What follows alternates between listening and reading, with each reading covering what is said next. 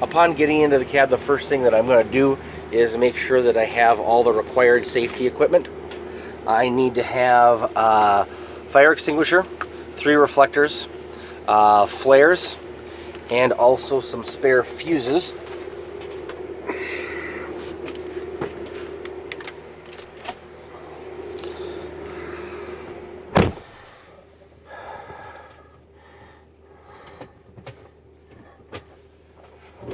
Alright, as I'm getting ready to start the vehicle, I'm just going to make sure that my seat is properly adjusted.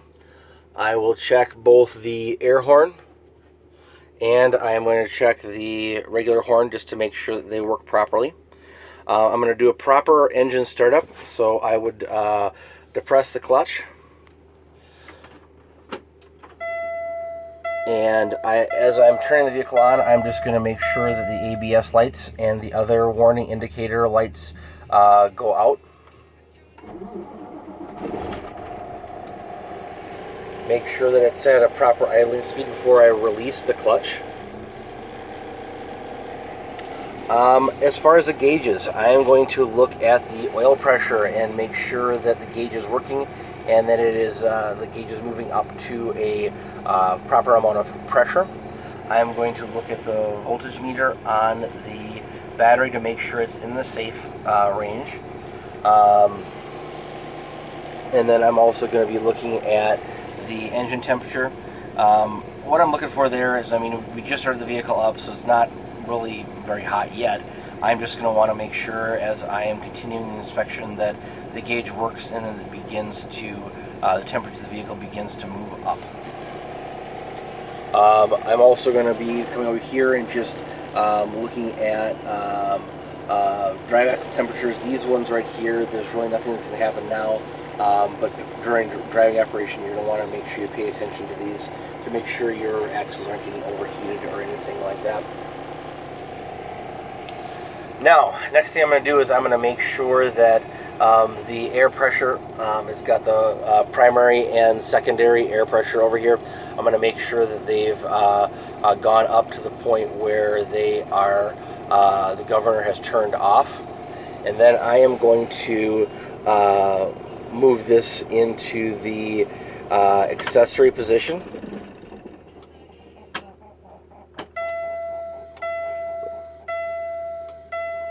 And I'm going to move this into the on position. So the vehicle's off, but my air pressure goes back up to where it was supposed to be with the governor shut off. And the first thing I'm going to do is I'm going to press my brake down and hold it for 1 minute.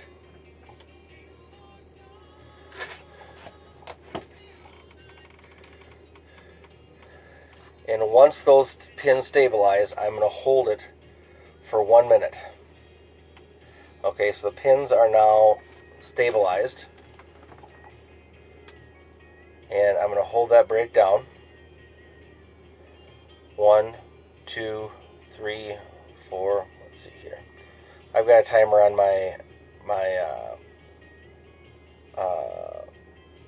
thing, but we're just going to say that it hasn't moved more than 4 pounds during that 1 minute period of time, that it did hold steady.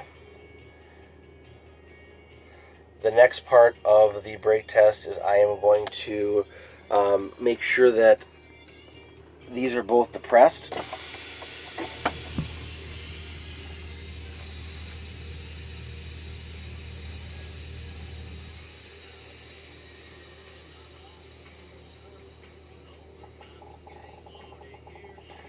And I'm going to start pushing this down until the indicator comes on.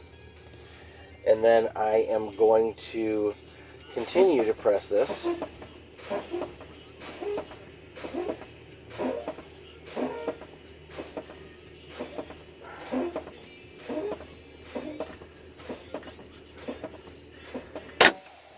Until the parking and emergency trailer brake pop out.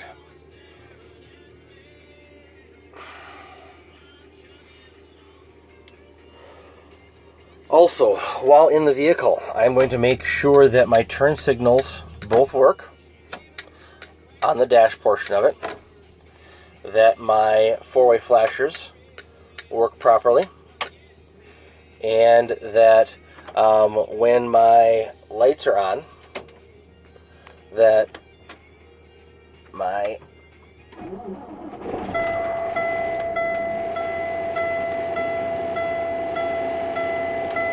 and in this vehicle the bright indicator isn't coming on.